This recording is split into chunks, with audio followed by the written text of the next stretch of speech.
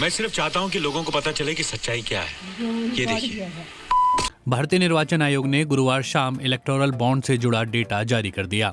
इस डेटा के मुताबिक 12 अप्रैल 2019 से 11 जनवरी 2024 के बीच भाजपा सबसे ज्यादा चंदा हासिल करने वाली पार्टी रही। बताएंगे कि इलेक्टोरल बॉन्ड पर कुछ पढ़े लिखे, कुछ जानकारी लिए? जानकारी तो है, पहले से भी थी कि ये कानून जो है वो पारदर्शिता के लिए नहीं बनाया गया है। ये कानून निश्चित रूप से एक पक्षीय कानून था। जब हमें जनता को कुछ मालूम ही नहीं होगा कि किसने किसको कितना चंदा दिया, कोई ऑडिट नहीं, कोई इसका हिसाब किताब नहीं, तो ऐसी परिस्थिति में निश्चित है कि जो सत्तारूढ़ जहाँ जहाँ रहा होगा सत्तारूढ़ दल, वो अपने अपने प्रभाव से इलेक्टोरल बॉन्ड को प्राप्त कर लिया होगा। कुछ लोगों ने अपने आप दिया होगा और कुछ लोगों ने दबाव में भी दिया होगा, कुछ कंपनियों ने दिया होगा, कुछ लोगों ने दिया होगा। ऐसी परिस्थितियां होती हैं। आखिर में इस बात को छिपाने, कानून जब बना तभी इसको छिपाने की क्या जरूरत थी? जब ये माना गया कि चुनाव में जो चंदा दिया जाता है वो अवैध धन हो सकता है, वो आतंकवादियों का धन हो सकता है, वो विदेशी फंडिंग हो सकती है। अगर यह था तो इसी कानून में ये भी चाहिए था कि इसकी हर चुनाव के बाद इसकी जांच होगी कहीं से न कहीं से, कोई न कोई। क्यों कि आखिर में सरकार के पास तो वो डाटा पहुंच ही रहा था कि किसने दिया है। ये तो सरकार को मालूम था। सरकार को नहीं, उस पार्टी को तो मालूम रहता ना। नहीं, पार्टी को भी मालूम था। सरकार को इसलिए मालूम था कि जब वो बॉन्ड बन रहा है, कौन बना रहा है, इसकी एक कॉपी जब फाइनेंस मिनिस्ट्री के अंतर्गत ही आती है आपकी SBI, और फाइनेंस मिनिस्ट्री के अंतर्गत RBI का भी उस पर असर रहता है।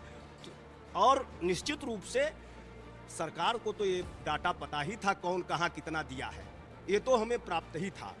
तो ऐसी स्थिति में अगर हमारी मनसा साफ थी सरकार की, तो सरकार को इसको स्वयं जांच कराने के लिए एक क्लाज और लगाना चाहिए था कि इसकी जांच होगी तब पारदर्शिता इसमें। लेकिन सरकार तो जनता को ये बताना ही नहीं चाहती थी। रंजन जी, एक बात साफ है, सुप्रीम कोर्ट ने जब इस पर चर्चा हुई, एक बात साफ होगी कि ये अनकॉन्स्टिट्यूशनल लॉ था। जब एक्ट ही अनकॉन्स्टिट्यूशनल था और सुप्रीम कोर्ट ने ये मान लिया, तो मैं समझता हूँ कि जो ये एक्ट में पैसा इकट्ठा आया, चाहे किसी ही पार्टी को मिला हो, वो टोटल अनकॉन्स्टिट्यूशनल है और गैर वाजिब है। सवाल इसमें ले देकर सुप्रीम कोर्ट के सामने यह है कि क्विड प्रो हुआ, कि किसने पैसा क्यों दिया।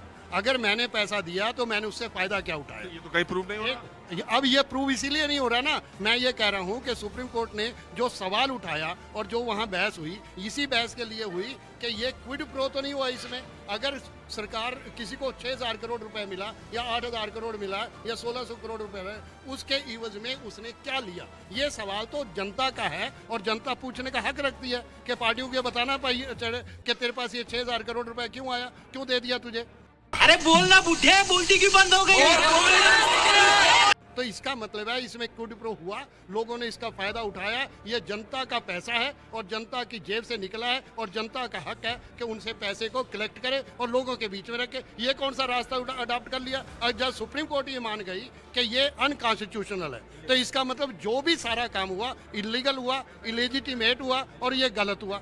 हमारा ये केवल रंजन जी लास्ट में ये मेरा कहना है कि सवाल इस समय ये है कि आज मौका है जब देश में सुप्रीम कोर्ट ने पहले बार इतना बड़ा फैसला लिया और SBI को कहा कि 24 घंटे में आप इसको पेश कर दो, और उनको मजबूरी हुई, करना पड़ा। लूट मचाई है इन्होंने, इसमें तो कोई शक नहीं। आ रही है चीजें,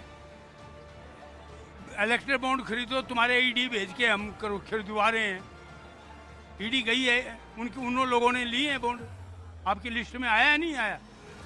जो टॉप 30 देनदारी 30 में 14 ऐसी कंपनियां हैं या ऐसे लोग हैं जिन पर ED और CBI की रेड या जांच या ED CBI इनकम टैक्स। हमें सिर्फ दो ही चीज़ें समझ नहीं आई कि इसकी टाइमिंग कैसे मिल रही है। अप्रैल में उन्होंने इलेक्टोरल बॉन्ड खरीदे और अप्रैल में उनके यहाँ ED की रेड उसके आसपास। दूसरा, जैसे भाई साहब ने कहा सीक्रेसी एक्ट का कोई वो नहीं, मैं भी बैंक करूँ।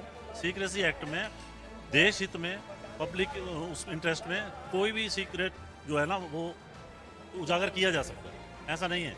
ठीक है, bank is bound to keep the secrecy, लेकिन जैसे ही वो पब्लिक इंटरेस्ट में हो जाता है या देश हित में हो जाता है तो उसकी सीक्रेसी लीक कर सकता है बैंक, और ये बिल्कुल ठीक किया है। अब ये बैंक कह रहा है कि सीरियल नंबर नहीं मिल रहे, वो भी मिल जाएंगे, पूरा दूध का दूध पानी का पानी हो जाए। एसबीआई सुप्रीम कोर्ट में आके उसने कहा कि इसको मैच कराने में 44,000 बॉन्ड है, 21,000 ये है, इसको मैच कराने में हमें 30 जून तक का मौका दिए। आपको लग रहा था कि एसबीआई की मंशा ठीक नहीं थी और चुनाव तक टालना चाहते थे? बिल्कुल ठीक कह रहे हो। 30 जून का मतलब क्या होता है? 30 जून का मतलब इलेक्शन हो जाए, जबकि इलेक्शन हो जाए। इलेक्शन से पहले सुप्रीम कोर्ट ने कहा तो फिर कैसे दे दिया?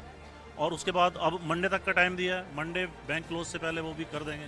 तो ऐसा नहीं है, जो इन्फॉर्मेशन गवर्नमेंट को दी जा सकती है वो दे देनी चाहिए थी। बिना ऐसा कोई बिजनेसमैन नहीं है बिना स्वार्थ के, बिना लाभ के वो इतना ज़्यादा चंदा दे। ठीक है, थोड़ी बहुत हेल्प करना ठीक है, इतना करोड़ों रुपए का एक लॉटरी चलाता है बंदा, लॉटरी जो ट्रेड है वो बड़ा ही मतलब बैंड है, तो उसने करोड़ों रुपए दिया, उससे क्या पता लगता है?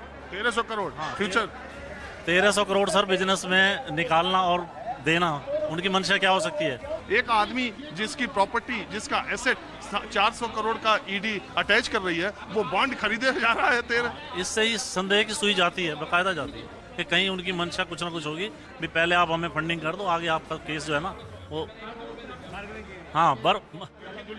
मैं कह रहा हूँ चंदा दो धंधा लो। जो सुदामा की पोटली थी ना, उस पोटली की गहनता से जांच होनी चाहिए और एक राष्ट्रीय कोर्स बनाना चाहिए और वो पैसा उसमें जाना चाहिए, बस। इंतजाम तो प्राइम मिनिस्टर रिलीफ फंड का है ही। वो भी लूट है ना। अब बोलिए सर, जनता से ज्यादा आपको अपनी कुर्सी प्यारी है ना?